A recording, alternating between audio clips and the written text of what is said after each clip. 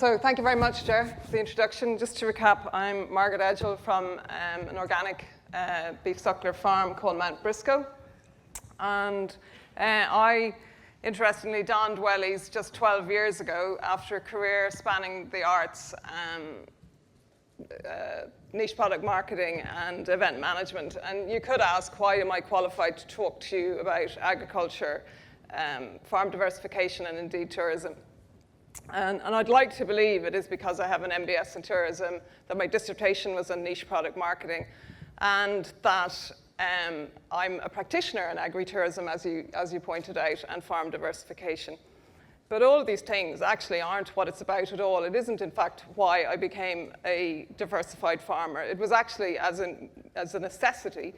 And as you'll be aware, at the most recent IFA conference, economic sustainability, and even Tom's discussion, Leah's discussion, everybody keeps referring back to economic sustainability.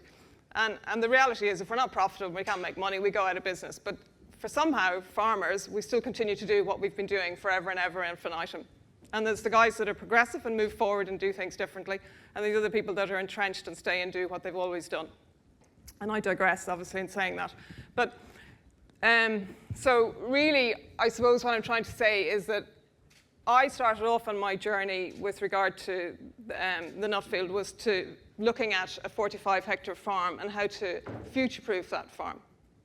And then during my journeys, I went to a number of countries, be it from Mexico to Vancouver, Croatia, Slovenia, a number of places. And everywhere I went, the tourism product and the agricultural product were both intertwined and very connected.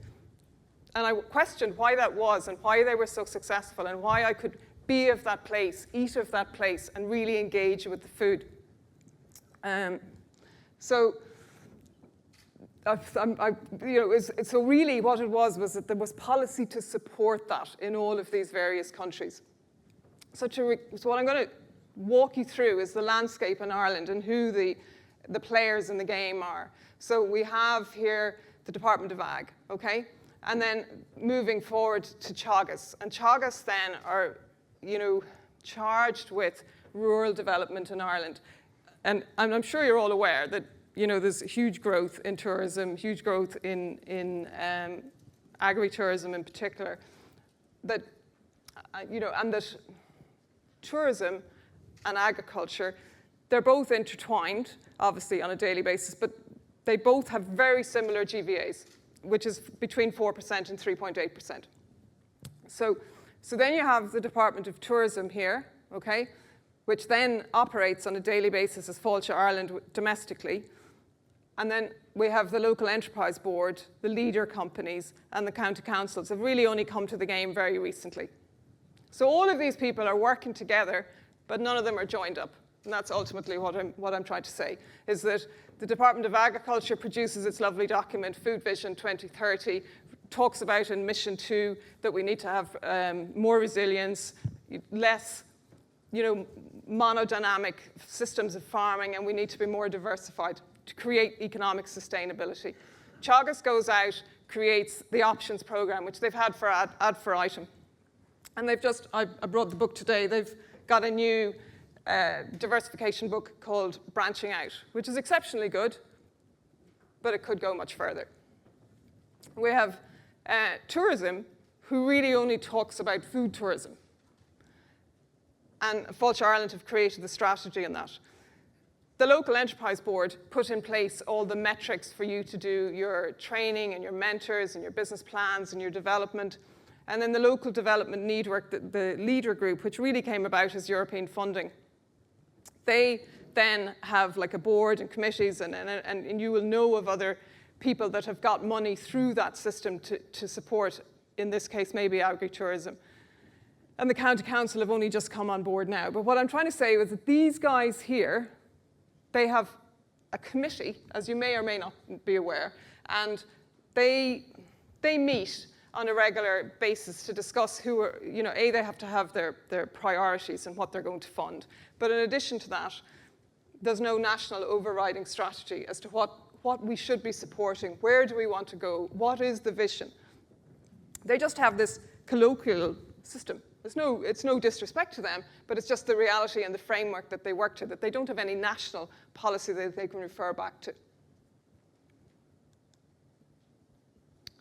So agritourism itself, the global agritourism market is $57 billion US in 2023, and it's projected to be 80 billion by 2028. It employs 1 in 11 people. That's tourism itself, or 9% of the world population. Agriculture is deemed to actually employ 3 times more than tourism. However, tourism can, in terms of economic benefits, can contribute 3 times more than agriculture. But you can see that they're both, the main reason they're both so interlinked is that to have an agritourism product, we must have a farm, we must have farmers, we must have produce, and we must have an actual product. And it's the vector of those 3 things happening together is what creates an experiential product called agritourism. So this is the ecosystem to which I'm referring to here. So obviously, we can, these are examples of agritourism. We can have farm tours, we can have farm to fork, we can have accommodation, we can have educational scenarios, we can have a retail shop, we can have events on a farm, be it a festival or event, or any number of things. Like, say, Avon Jarrett, who's a scholar who has her creative farming program, and she had an event only recently. And then we have the glamping. And glamping has actually been seen and been muted as being the panacea for agritourism. And I think there's an awful lot more going on than agritourism than glamping. So this then there's an overriding kind of scenario. So that they're the kind of basic products that people might go into with regard to agritourism. But then if you support that with food itineraries, trails, your local produce, farmers markets, apps to say where they're selling and all this, and then more festivals and events. So it didn't take very long from being away to realize that we weren't very joined up in Ireland, that there was a gap, and that we have huge opportunity. So the main scenario here is that, we don't know who the players in the game are in Ireland. We actually literally don't know who, I couldn't, if we want, I'm sure there's a database of all the suppliers of dairy producers that, go to Connacht Gold or Kerrygold or whoever it is. We don't have the equivalent of that for tourism. And my opinion is if we can't, and it comes back to the value proposition, if we can't determine who the players in the game are and what their value and what their economic contribution is and have an assessment of that contribution, then we have no voice. And it's back to where Tom's scenario is that we need a voice, we need to be able to lobby, we need to be able to create change. And if we can't say what our actual contribution is, we've simply no voice at all, and we won't be listened to. So that's a gap. There's ambiguity with regard to the definition of agritourism internationally. It's across the board. And the main consensus would appear to be, and I support this, is that it needs to be on a working farm. It can't be a scenario where somebody's pretending to farm and that they, slide down their actual farming activities and create this great agritourism product, because people want that authenticity of actually being on a farm to engage with the farmers.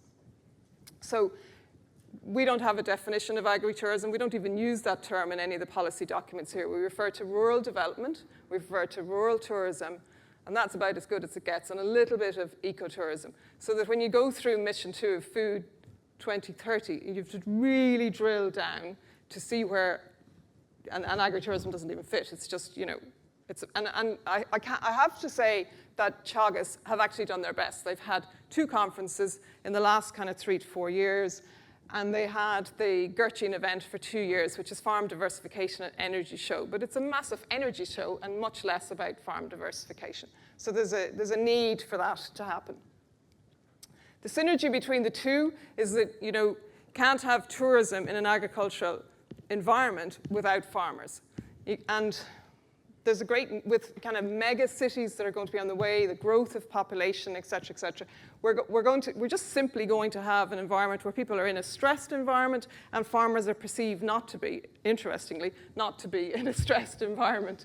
But so those 2 things, so that they work in nature on a daily basis, have access to nature, have access to that slower pace of life that the guest or tourist, anticipates that they're going to enjoy on your farm. And that's where the synergy exists, is the marriage of those two bodies. Gosh. So the policy's madly failing, obviously. There's no toolkit for how to do it, and I've talked about this, and I better rev up. So I went to Slovenia, which was exceptional, really, really good, and they have this whole green initiative. So basically, in 2017, National Geographic deemed them the greenest country in the world for sustainability, which is just phenomenal, okay, which was the kickstart for them. They then decided that they would roll out 5-star experiences, go for value over volume. They had a whole green scheme for the country, which is nothing to do with being organic. They literally just had a whole standards and a system of how they went about it. This was for restaurants, for service providers, for parks, for everything. And then they've continued this on again. So they've just moved mountains with regard to their sustainability. They then had, during COVID, they had this kind of green and safe travel kind of, these are all their consumer-facing information of how they actually appeal to the tourists to come there. But in light of both Croatia and Slovenia, they both picked food, the visibility of food, of which you're producers and you create every day. But that was they forgot culture. We normally go bang on about arts and culture, but they actually, both countries, focused exclusively on food and telling that food story, visibility of that food, because everybody that goes to a country eats that place, and they wanted to, make that a really, really important memory point, and also to, how would you say, they got on board chefs, they got on board Michelin-starred chefs, they did programs, then they had clusters, so they have truffle clusters, they would also have, olive oil. So Tuscany and places like that are completely, we would be embedded with thinking olive oil is really cool from Tuscany. But actually, Croatia is way ahead. Slovenia is way ahead. They're world champions. They're winning everything. Their wine is superb. And they're all wearing biodynamic organic. Also, the research proves that organic people that go to, there's a propensity to go to organic farms. There's a propensity for wellness. There's a propensity for slowing down. And we have increased wealth. And they want to just enjoy good food in a nice place, And they also have issues. I mean, Croatia has issues with over-tourism in place, so they wanted to extend the season, a whole number of things. This is Italy. So again, they're obviously they're the good guys in the town. They're basically, they have policy since 1985. The other countries all have policy, all have strategies, all have very focused goals and visions of where they want to go. So what I'm saying is that Italy has a national policy. Scotland is jumping ahead of the game as well. 2021, they produced an action, a strategy to grow agritourism, launched in November 21. Then they have the Grow Rural Cow brand, and it has to be on a real working farm, as indeed Italy must be on a real working farm with real farmers. BC, Canada has legislation. You can have 10 events. If you go above 10 events, you need planning. If you have less than 10 events, you don't need planning. And they have issues with regard to you can't, with regard to the size of the retail area. It's very regulated. It's very formulated. It's all there. It's cut and dry. Australia, New Zealand, Tasmania, again, all doing accelerator programs, monitor programs, all have a strategy. Very recent. But what I'm saying is there's a glaring gap in Ireland. We're not having a conversation about it at all. And yet we know that it's the biggest area in tourism that's going to grow. It's going to have a massive surge. Then the Global Agritourism Network GAIN launched April 23. Again, practitioners, academics, it's an international scenario. And there's one person here that's instrumental in driving that, and that's Caroline Miller, who's Scottish Nuffielder, and she's done really good stuff.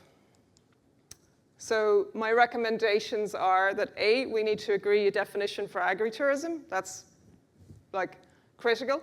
We need to bring all the actors to the table and form a steering committee. And by all the actors, I mean actually include farmers in the meetings, have the Department of Ag, the Department of Tourism, Board BIA, all the various players, like all those other models that I've just alluded to do. to develop a national agri-tourism policy, because we don't have a policy, we don't know where we're going, we don't have any visions, we don't have any metrics as to set and what it is we're trying to actually achieve. And then we need the Fáilte Irelands to actually go and promote that. So once we know where we're going, we then need to promote agri-tourism. We need to have, like what in marketing speak, we need to have assets, visual assets, and then create a marketing plan and all of that aspect of it, and to share that destination story. The reason the other guys were so successful was that they actually were really good at telling their story. And I should say, if anybody wants to go into diversification, particularly agri-tourism, farmers tell stories every day. They're brilliant at it. So there's no reason why they can't be equally brilliant at agri-tourism. We also need agreed KPIs and an economic assessment, and we need to champion the heroes. I would be leaning towards regenerative agri-tourism development, but that's a bit further down the line, and there's heaps more. And then this is a quote from Caroline Miller: "The most successful global agri-tourism economies have had some legislation policy intervention across the world." So that's us here. So, you know, there's little old me doing my thing without any policy. So it's all achievable.